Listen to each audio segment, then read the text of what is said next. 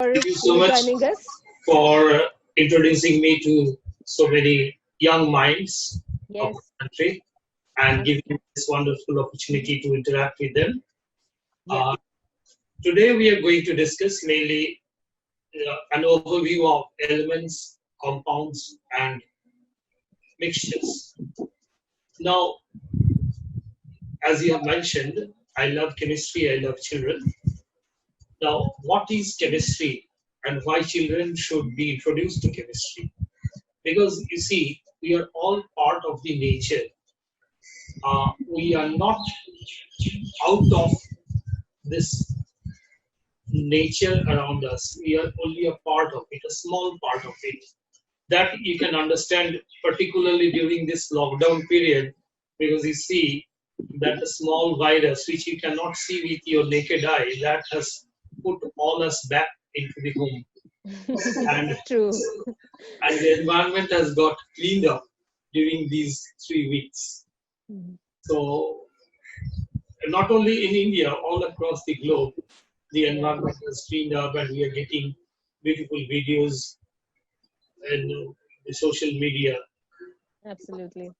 that animals are returning to our streets. They are enjoying the streets without the cars and so on and so on. Anyway, we'll have to survive in this nature, and so we must know every component of it. Just like say, you buy a new apartment, you enter there and you try to find out which room is where and how many rooms are there, where are the electrical points, where are the water points. So you get to know the components of that apartment to make your living easy. Similarly, you get to know the components of nature to make your living easy. So can we go to the next slide, please? So the first thing, like uh, kids, you had your breakfast today. Say different people have different kinds of breakfast. Can you just say all of you must have a pen and a paper with you? So can you just list them out, like what you ate today and what are the ingredients there? You can even refer to the packages, like say if you have taken jam, then you can look at the container, the label on the container, there the ingredients are listed out. Similarly, whatever you have taken today, you can list out the ingredients and choose out which are the chemicals and what are those chemicals. To your surprise, you'll find that everything around us can come under the head of chemicals. Even the air you breathe is a chemical substance. It's a mixture, but it is a chemical substance. It has many components. Many of you know that it has 20% of oxygen, 80% of nitrogen, a little argon, and some carbon dioxide and water vapor. Another very important chemical that is important for our life is water. Can you go to the next slide, please?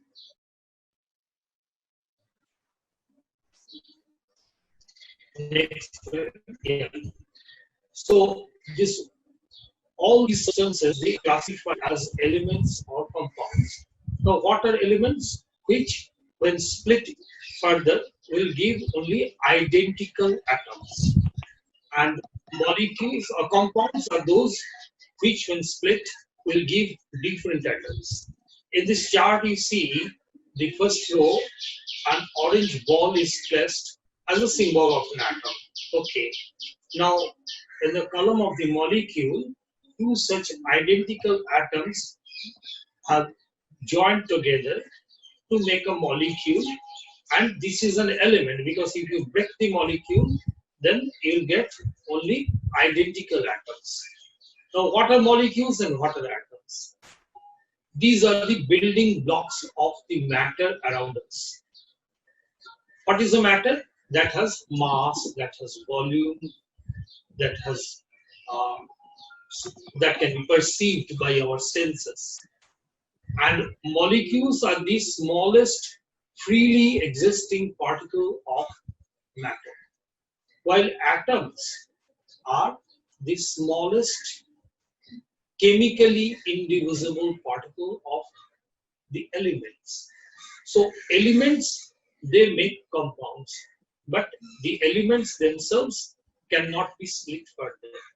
Now we can combine uh, many different atoms of different elements according to their property. Say, in the second row, we find one orange and two pink balls standing for atoms. So the molecule will have three atoms. We call it a triatomic molecule with two elements. The two pink ones are one kind of element, the orange one is another kind of element. So they make a molecule where the orange atom binds to the two pink atoms separately, and together they make a triatomic molecule, and this is a compound because if you split them, you will get two pink atoms and one orange atom, and so they are different. Same is true for the third row. There you have one orange, one green, and two pink atoms. Now, does this concept of compound and this formula and this atom, etc., element, does this apply only to the chemistry? I think we can extend the concept to our daily life. Can we go to the next slide? Here you will see a small video on the elements, compounds, and mixture. Let us see the video first.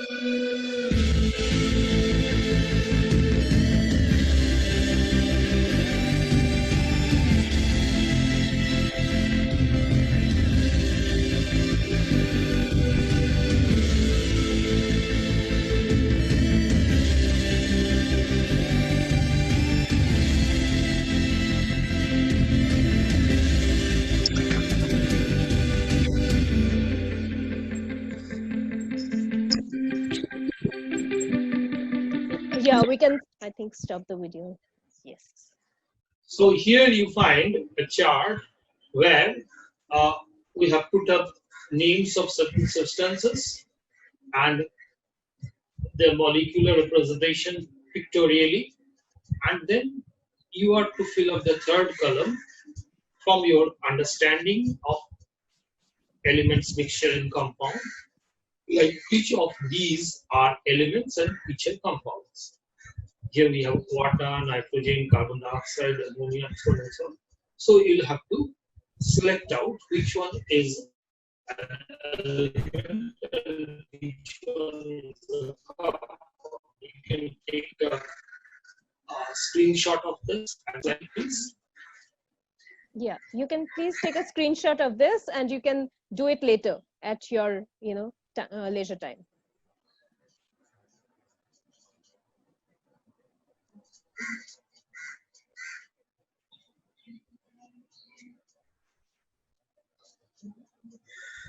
Have you all taken a screenshot? Can we move to the next slide? Yeah. As I was saying, that we can take this concept of compound and element to our day-to-day life things as well. So what do you see here? You see two great tennis players of our country, Mahesh Bhupati and Sania Mirza. They make a team. What kind of a team? The mixed doubles tennis team for India. So the mixed doubles tennis team for India, that is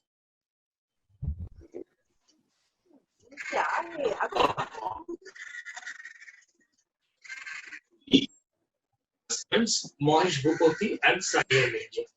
Some days later, maybe decades later, these faces may change. We can have new stars, but because it is a mixed doubles team, which can have only two persons, one of them male, the other female. So the composition of this team is 1:1. In our case, Mahesh Bhupati and Sania Mirza. So this is a very, very simple team. We can go to a more complex team concept. Next slide, please.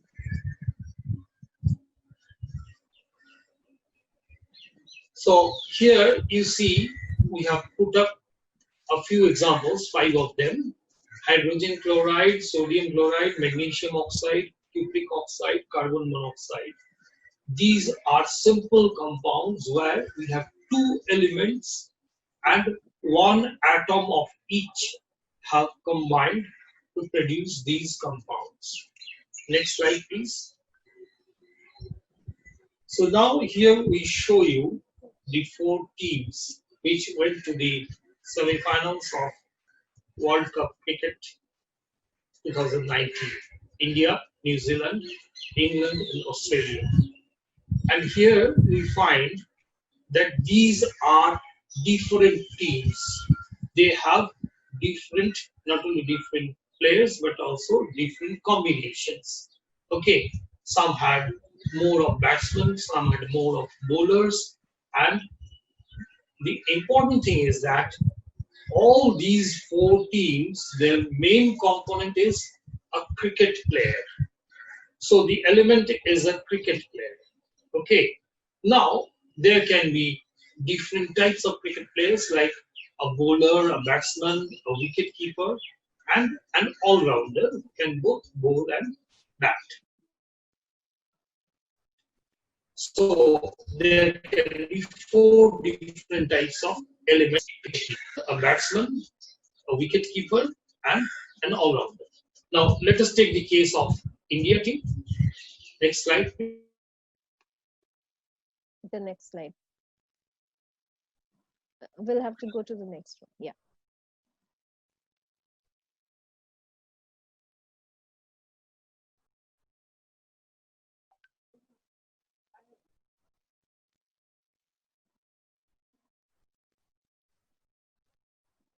I think we. Dr. Rana? Hello? Dr. Rana, are you there? I think there's a bit of a connection problem. Yeah. Okay. All right. So, we'll try to get Dr. Rana back into the session.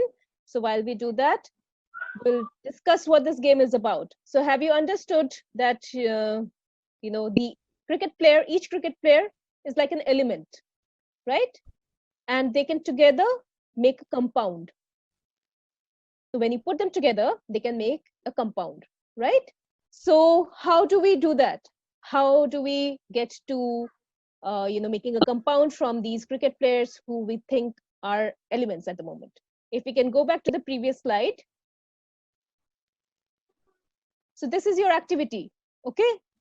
Form your dream team, write down the names of the players of your choice, assign letters of the alphabet to each player. For example, you assign the letter B of the alphabet for batsman, W for wicketkeeper, BO for bowler, and AR for all-rounder, right? So if you have a team that has 4 batsmen, 1 wicketkeeper, 4 bowlers, and 2 all-rounders, you will make that as your compound, your team. So your team would be called B4W BO4 AR2, right? So can you make your team and put it in chat, and we will get a compound out of that? Can you do that? All teams have wicket keepers, so the wicket keeper is essential, right? So that will be a common factor. Let's play the game. Give me your compounds from this, from the BW, BO, and AR. Yes, give me your compounds from this.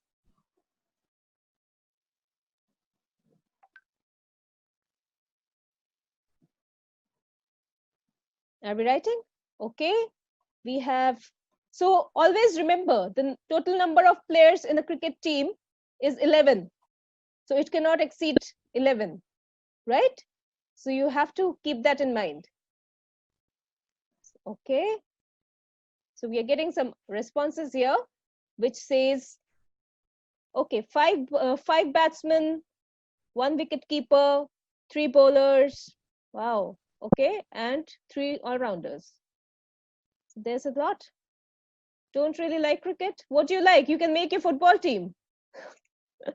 All right. So we have B5, 2 wicket keepers, 3 bowlers, and 1 all-rounder. Is that correct? We have 2 wicket keepers. That's interesting. So 2 wicket keepers will be able to bat as well. Is it? We're assuming that, right? Okay. Do we have Mr. Rana back? He's joining. There is some internet issue. He's joining the meeting. He will take another 5 minutes. Okay. All right. So we have a lot of responses.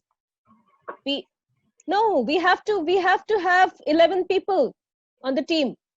So your combinations like BW, BO, AR doesn't work. It has to have 11 people. So be it a football team or a cricket team. Yeah. So we have to have 11. So people who follow soccer can have, like, the forwards, the back, the goalkeeper. So everybody.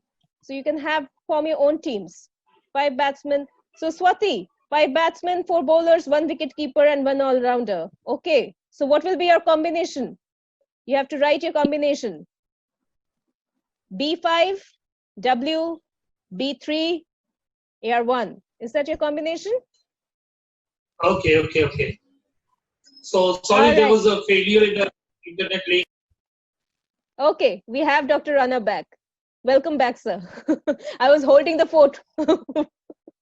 We were playing the game. I think, Dr. Rana, we can't hear you. Yeah. Yeah. So what, meanwhile, Rajyasree has told you, madam, that we use B for the symbol of batsman, W for the wicket keeper, BO for the bowler, and AR for the all-rounder.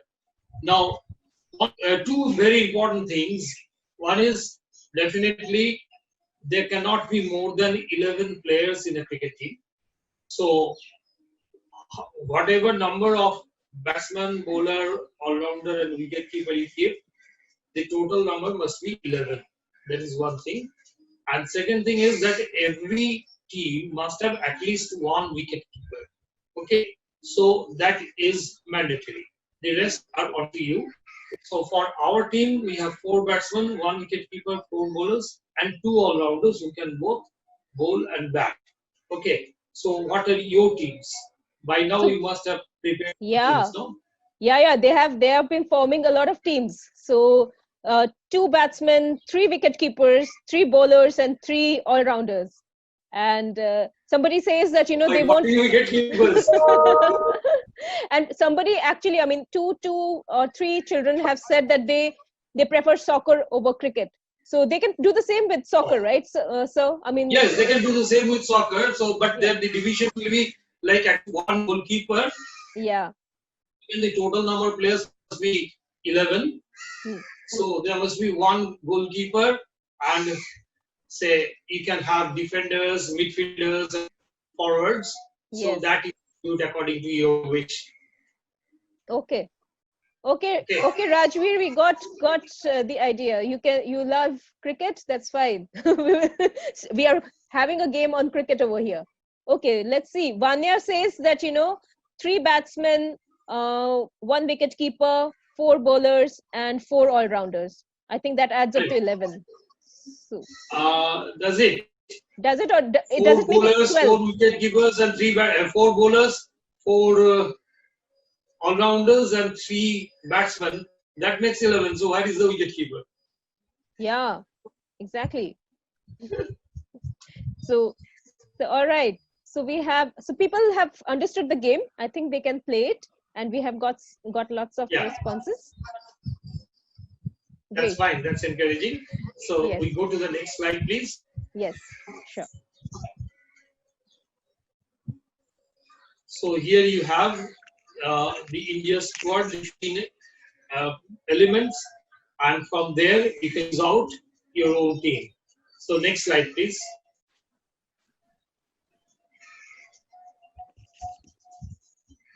So we were talking about simple compound, and here you see we have a very simple compound water, which is very, very important as well. So this water has a formula H2O, that is 1 atom of oxygen combines with 2 atoms of hydrogen, and so the ratio is 2:1. The atomic ratio is 2:1. So this is very important that a compound is identified in terms of its composition.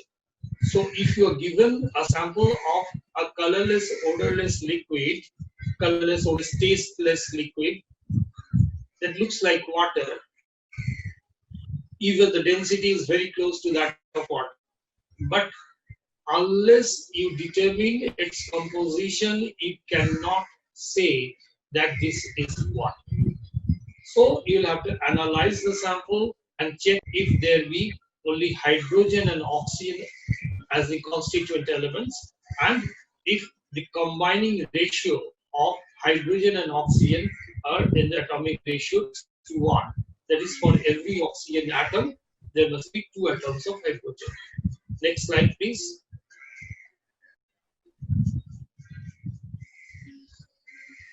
So we also have complex compounds, that is larger compounds than water. So water is a very small molecule. You can have larger molecule like glucose. It has 6 carbon atoms, 12 hydrogen atoms, and 6 oxygen atoms. So we write down the formula as C6H12O6. This is very much like the cricket team. Water was to some extent like the tennis team. Now, glucose is a very important constituent of living system. Most of the compounds which we get from the living system, they are known as organic compounds, and carbon is the must-have constituent there. That is, if the compound does not have a carbon, then we cannot call it an organic compound. So an organic compound qualifies only with at least 1 atom of carbon in a molecule of it. This is like the wicket keeper in the cricket team. You cannot exclude a wicket keeper from the team.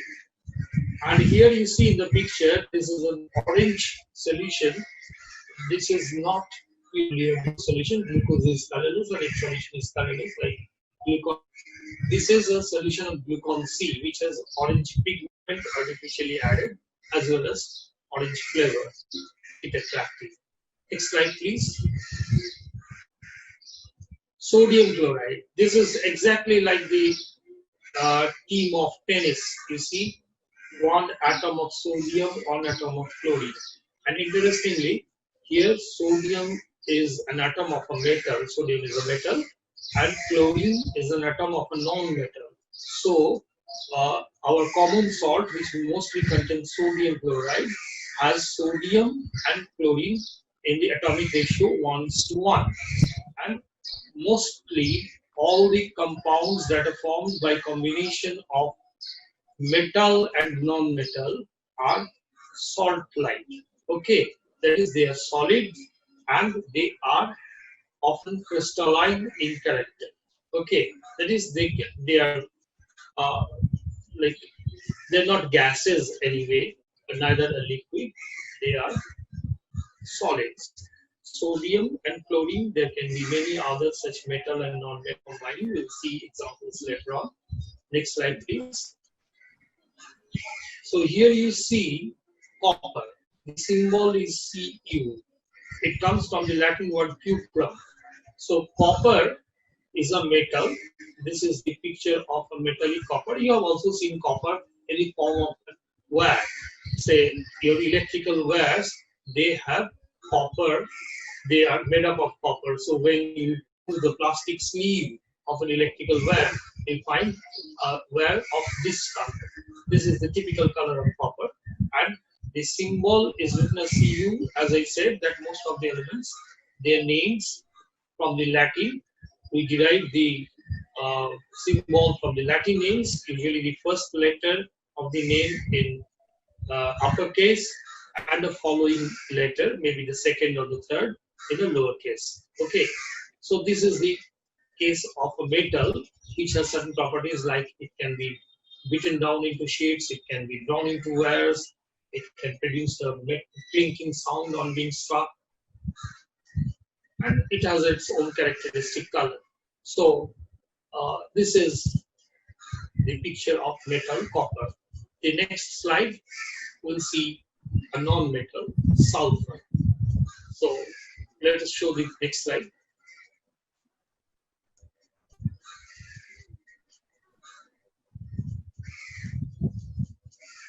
Hello? Do you hear me? Yeah. So sulfur, here we use S as the symbol of sulfur. Sulfur is the name. The first letter is S. And this is yellow in color and it's solid. But you see, it is not, it cannot be drawn into wire, it cannot be beaten into sheets, rather it is brittle. All the non-metals which are solid are brittle, like carbon, sulfur, they're all brittle, and on burning they will produce gaseous oxides. Okay. On burning they will produce gaseous oxide.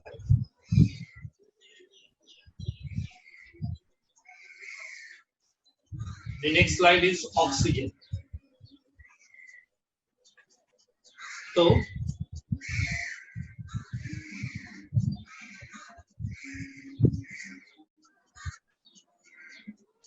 Dr. Rana? yeah, Yeah. can you hear me? Yes, we can hear you. Yeah. So it showed that your internet connection is has failed. So I was trying to call you again. No. It's So fine. there is a lot of internet disturbance there. Yes, that's true. Anyway, this is oxygen, a gas with two atoms of oxygen forming a molecule. So we have put a 2. O is the symbol of oxygen, the element, and because the molecule is a diatomic one, we put a 2 here to indicate that each molecule has 2 oxygen atoms, and the gas, say, you cannot see a colorless gas. So when we bubble the gas to a liquid like water, the bubbles contain the gas inside it. The next slide. So this is again the picture of the salt copper sulfate. Here you see you have the metal copper, then sulfur and oxygen, the two non-metals. Together they make copper sulfate with a typical blue color. And here you have one atom of copper, one atom of sulfur, and 4 atoms of oxygen together combining to produce this copper sulfate. Next slide. So here we have the list of all the substances we have discussed. Now it is your task to sort them out as which one is an element and which one is a compound. Okay, you can take a screenshot of this and do it yourself. And we pass on to the next slide after the screenshot is over. Yeah, I think people will need some time to take a screenshot of the previous slide. So Yeah. Now here is a ready reckoner chart where we have listed out the formulae of many different substances. Some of them are elements, some of them are compounds, but the list says the number of atoms present in each of these molecules and whether there is one element or two elements and the names of these substances. So in chlorine you have 2 atoms of chlorine and there is only one element chlorine. In hydrogen chloride you have 2 atoms, one for hydrogen, one for chlorine. So there are 2 elements, hydrogen and chlorine. So we have listed out the elements present in them, and this way this chart will serve you as a ready reckoner. You can take a copy of this. Please, next slide. Yeah, children, please take a photo of this. This will also help you to understand, the different formulae and the constituting elements. So it would be good if you take a picture of this. All right. So we can go to the next slide. We have taken a picture.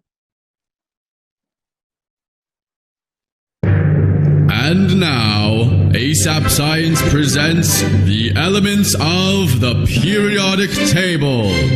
There's hydrogen and helium, then lithium, beryllium, boron, carbon everywhere, nitrogen all through the air with oxygen so you can breathe, and fluorine for your pretty teeth, neon to light up the sign, sodium for salty times, Magnesium, aluminium, silicon, phosphorus, then sulfur, chlorine, and argon, potassium, and calcium so you'll grow strong, scandium, titanium, vanadium, and chromium, and manganese. This is the periodic table, no gas is stable, halogens and alkali react aggressively. Each period will see new outer shells while electrons are added, moving to the right.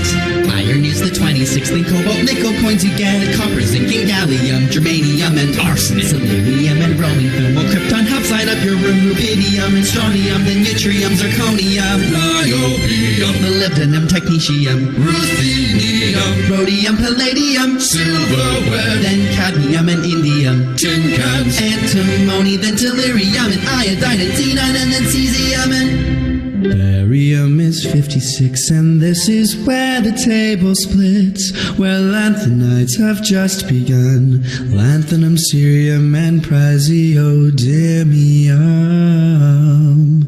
Neodymium's next to promethium, then 62, samarium, europium, gadolinium, and terbium, dysprosium, holmium, erbium, thulium, ytterbium, lutetium, hafnium, tantalum, tungsten, then we're on to rhenium, osmium, and iridium, platinum, gold to make you rich till you grow old, mercury to tell you when it's really cold, thallium, and lead that is meant for your tummy, polonium, astatine would not be yummy, radar, and cesium will last a little time, radium, then actinides at A9.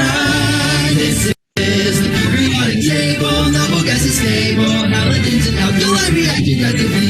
Each period will see new outer shells while electrons are to the right. Actinium, thorium, protactinium, uranium, neptunium, plutonium, americium, curium, berkelium, californium, titanium, fermium, and olevium, nobelium, lawrencium, rutherfordium, WM, springium, borium, hesium, pneumonium, dubsadium, mercenium, copernicium, nihonium, flerovium, moscovium, livermorium, tennessine, and organesson, and then we're done. and now. So you have just now listened to a beautiful song and have seen a small video on periodic table. So what is a periodic table? This is simply like you have a dictionary, no, at home. What is it? It's a collection of all the words in a given language. Similarly here, we have collected all the symbols of all the elements and some of their properties and have put them in a table in a classified manner. Okay, we'll get into the details of periodic table at a later stage, but for at this level, first what we need is to familiarize ourselves with the periodic table. For that, you don't need to mug up or memorize the periodic table. You just put a big copy of this periodic table on your wall in front of your study table and start playing a game. The game is very simple. Let us go to the next slide where we have the rules of the game written. Yeah. So you, on the paper, you write down your first name or your surname, or not the whole name or surname, and then look at the periodic table. You use all the alphabets appearing in your surname or name and combine them to find if that matches with any of the elements in the periodic table and pick that up. So finally you will be able to find out how many such elements are there in your name. For example, my surname is Rana, R-A-N-A. So I have radium, R-A, sodium, N-A, nitrogen, N, radon, Rn, and argon, Ar. At one point of time, I was very surprised to learn that Sachin started his international career at the age of 15 plus. So I thought, let me check how many elements are there in Sachin's name. So I wrote down S-A-C-H-I-N, 6 letters only, S-A-C-H-I-N. And on combining them and comparing with the periodic table, I found that there are 15 elements in this name. So you can play this game with your own name, with your school's name, with your best friend's name, with your best teacher's name, or with your father, mother, whoever you love and like. You can just try to find out how many elements are there in their name. Can we can we play this game? Can you put it up on the chat window, like your surnames with the elements from the periodic table? Can we have that? So we will just quickly play the game so that we understand that the children have understood. Okay, here you go. You have exactly 3 minutes to do this. Let's start. How many? So can we go back to the periodic table so Yes, that please. So children that are they able can to? Yeah. Yes. So you've understood the rules, right? You can see the periodic table and you can find out how many elements are there in your name.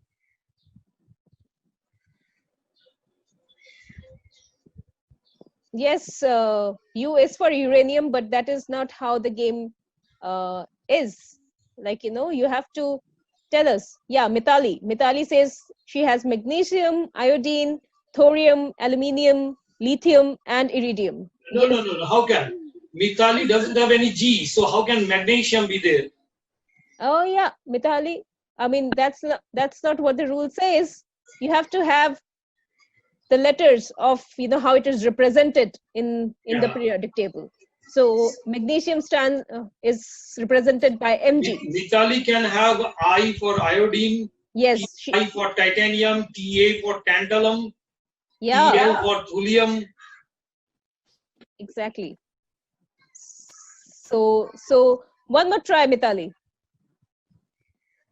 All right. So Satya says, potassium, argon, and thorium, but those are they part of your name? With your surname, okay? Kannan is a surname, so he says he has potassium, he has argon. Argon is Ar. How can he has argon? Kannan doesn't have any R. Argon is Ar. So you. Yeah, but he can have nitrogen. There is N there. Yes. Yes, there is N And there. there can be sodium, Na. Yes, there can be Na, sodium. Yeah. There can be potassium is fine. Potassium Yeah. is there. Yeah, potassium And is there. Mitali can have lithium, Li. yes, Mitali can have lithium. Mitali has put, I think only magnesium is wrong over here. Otherwise, Mitali has iodine. Thorium is TH. So Mitali, No, TH. Where is H in Mitali? yeah. So no. Otherwise, you will have to spell your name as Mithali. So aluminium. Yes, aluminium is right. Yeah, aluminium is correct. All right. Okay, great. Lanthanum is also correct. La. Yeah, actually. Lanthanum is also correct. All right. So we have got Bhuvi says boron. Okay, we are getting lots of responses now. Oh, fantastic. Okay, so Rajveer is asking how many elements can he get from his name with Rajveer. He has to do it himself. Yeah, Rajveer, you try. Give it a try. Yeah. Ra is there. Yeah. So we have radon. Radon, is it? Or Ritu? Ritu. Yes, one is iodine. Abhishek says argon. Abhishek cannot have argon because he doesn't have any Yes, argon. yes. But he can have arsenic, As. So Abhishek, you can have bromine, No, hydrogen. No. Bromine, hydrogen, these cannot be in Abhishek. Yes. Hydrogen can be if you use SH. Yes. But bromine, where is R? There is no R in Abhishek. Yeah, yeah. So boron is there. Boron. It should be boron. I think he has Yeah. written bromium by Bismuth mistake. is there, Bi. Hmm. Vanadium is there. Oh no, he's not using V anyway. Sulfur No. is there. Yeah. All right. Si, silicon is there. Potassium K is there.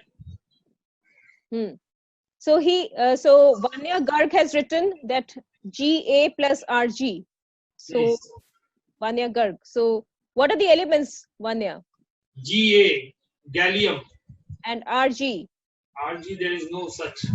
Neither Rg nor Gr. Rg there But is. Ag is there. Ag is silver. Okay. All right. I think, yeah. So people have finally understood the game. I think Yeah. they can play it. So Okay. Let's All right. proceed next. let's go to the next slide. So here you find a list again of the materials we have discussed about, and we have listed out 3 elements here: pure gold, oxygen, and diamond. So gold is the metallic element, oxygen is a non-metal gaseous, and diamond is carbon, solid, non-metal. Then we have compound, pure water, table salt, NaCl, and carbon dioxide. Then we have a mixture like seawater, then air and honey. So next slide, please. So now we get into the process of separation of mixtures. There are many different processes. We'll just mention a few of them so that you get an idea about what is the process of separation of mixture very quickly. So this is the picture of a river, maybe river Ganges, but you cannot directly drink this water. But you know, the municipal supply of water comes from the river only. So next slide, in the tap, you find that this clean water is coming out, which can be consumed, which can be used in the domestic purpose. So there must be some steps in between carried out by the municipality, that they take the water directly from the river, allow the suspended materials to settle, and then there are some finely suspended materials which will not normally settle under gravity, but we use flocculant like common alum. So that flocculant will gather together all these finely suspended particles to settle there, and so the clear water is then put in a tank where we pass chlorine or ozone, or we expose it to UV radiation so that we kill all the bacteria there, and then it becomes fit for domestic consumption. So it is supplied to our houses, pumped to the overhead tanks, and then supplied to the rooms. Okay. So there are a lot of processes in between for getting potable water from river water, and these processes involve the processes of separation of mixture. So many of you will be engineers, and some of you will be in charge of such processes, and you may improvise on it. So we look forward to those days. Next slide. Next slide. So sedimentation, you have seen the first step when the river water is taken into the tank of the municipality. We allow the suspended material to go down and gather at the bottom under the force of gravity. This process is called sedimentation, and this material which is collected at the bottom is known as sediment, and we decant off the apparently clear liquid from the top. The next step, next slide. Hello. Now we have to filter the material out. So we see a video on filtration.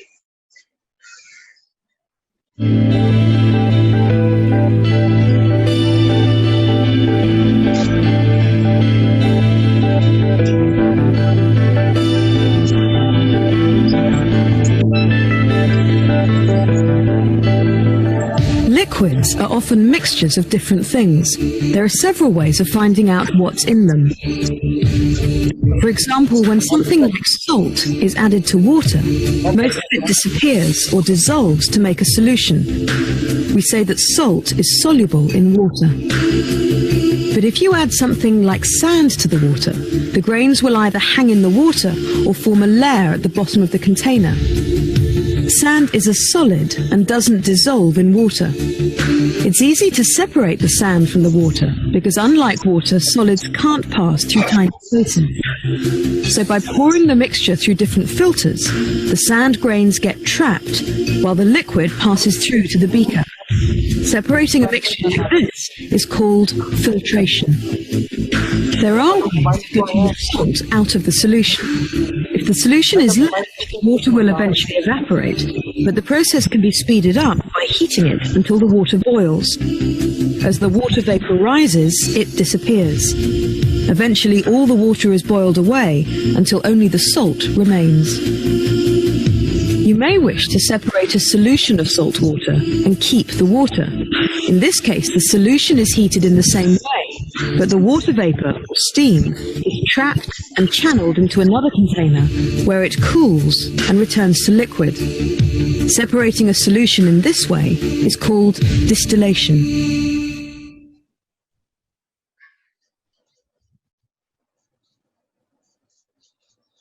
So now you have seen that filtration is a very, very important step of separation of mixture.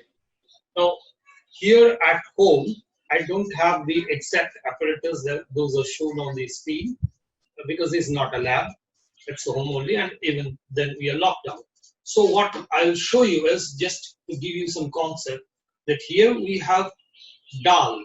Here we have dal, and here we have rice in this bowl.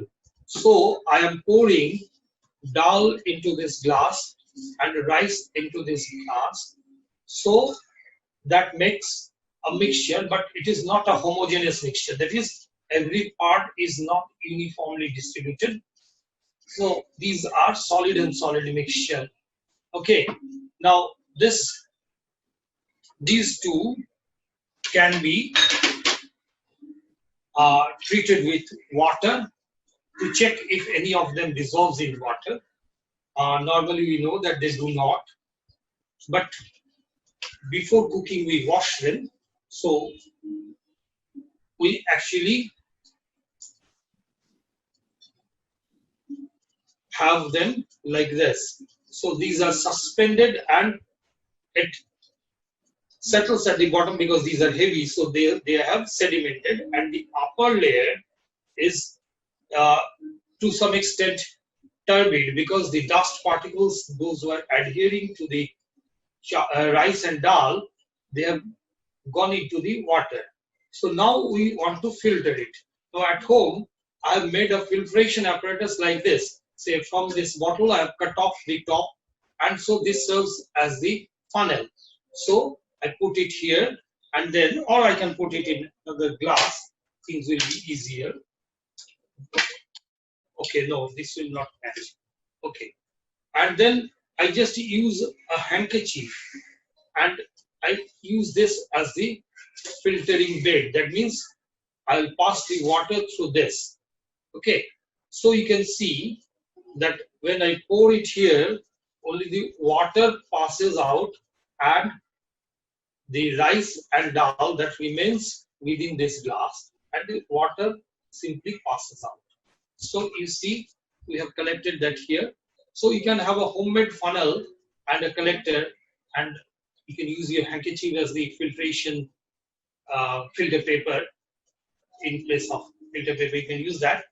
And so you can try out many different things available at your home and check which one is soluble in water, which one is not, which can be filtered, which cannot be. So such a thing can be done with your this is a good activity to know what are the substances which are present there at your home, available at your home, and what are their properties, at least with respect to water. So next slide, please. Evaporation is another technique.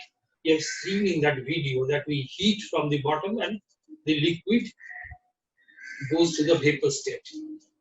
But sometimes, this evaporation is a technique which is applied in a large scale in our social life. So let's go to the next slide. Here you see the pictures of the coastal areas of India, where the people have dug out big ponds, and then during the high tide the sea water comes and floods them, and then this during the low tide the water recedes and the water gets trapped into the ponds, and then due to the scorching sun the water evaporates, and this dissolved salt in seawater that remains there, which is collected by people, and from there we make the table salt. Now this is a very age-old process in India, and during the British period, the British people, they forbade us doing this. That was a sort of oppressive measure, and Gandhiji protested against this, and he went for this Dandi movement. So he walked down to Dandi, a coastal place in Gujarat, and he did not obey British rule and started making salt, and thus he established that this is our right and we are not going to give it up. So the British have to admit that. Next is sublimation. Here the process is very interesting. Normally you have seen a solid melts and then goes to the vapor. But this is a case where the solid directly goes to the vapor phase. Okay, like a dry ice, a piece of dry ice. You must have seen using dry ice to make smoke, artificial smoke on the stage during a drama. Or you must also have seen when the ice cream vendor opens its box, some fumes come up. Those are nothing but the dry ice going to the vapor phase directly. Next slide, please. Now, it is interesting that some of these substances, particularly those which contain iron, cobalt, and nickel, they are magnetic in character. It means they are attracted by magnets. So, we can separate magnetic substances with the help of magnet from a mixture with non-magnetic substances. Can we go to the next slide? Here you see that we are separating iron ore from the minerals. Say when we bring in iron ore from the mines, then first we crush them into powder, because that is associated with iron oxide and silicon dioxide or silica.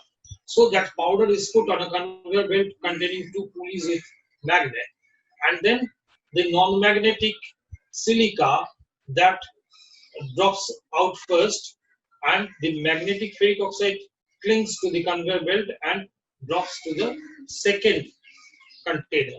So that way, the ferric oxide part is separated from the silica, and from the ferric oxide, we extract iron. So this is an application of magnetic separation in a very large scale. So we have only a small picture, a schematic diagram of that, but this is a very, very big thing. Sometimes if you can visit to any iron ore plant, iron extraction plant, you can see that there.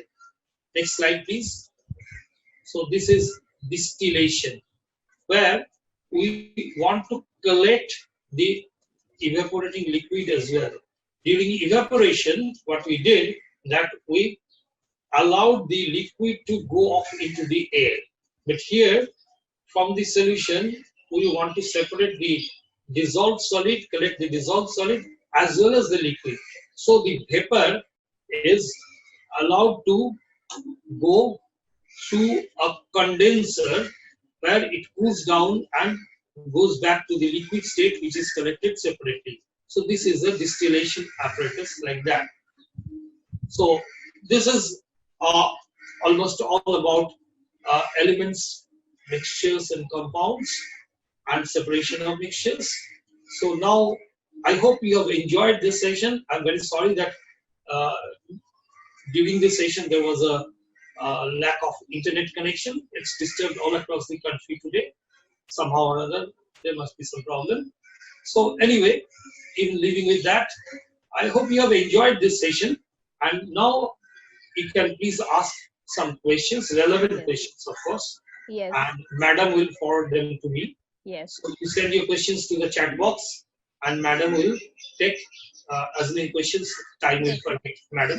Absolutely. Thank you so much, Dr. Rana. It was a And wonderful thank you session. very much, Madam, for giving me this opportunity to work with the children. Absolutely. We are thankful to you, sir. And there are a few questions. We will take only 5 questions. And people are saying, children are saying that they enjoyed the session. So if you have any questions, please ask sir now. We will take only 5 questions. Okay. So Mokshita says she didn't understand distillation. So what do we, yeah. Distillation is a process where we separate the liquid and the other substance dissolved in the liquid in a way that we do not allow the vapor of the liquid to escape as in evaporation. So here we heat the solution, the vapor is passed through a condenser where it is collected, where it is condensed to liquid and then collected. You can do a very small experiment at your home. Okay, this is very simple, very simple. You must have a kettle.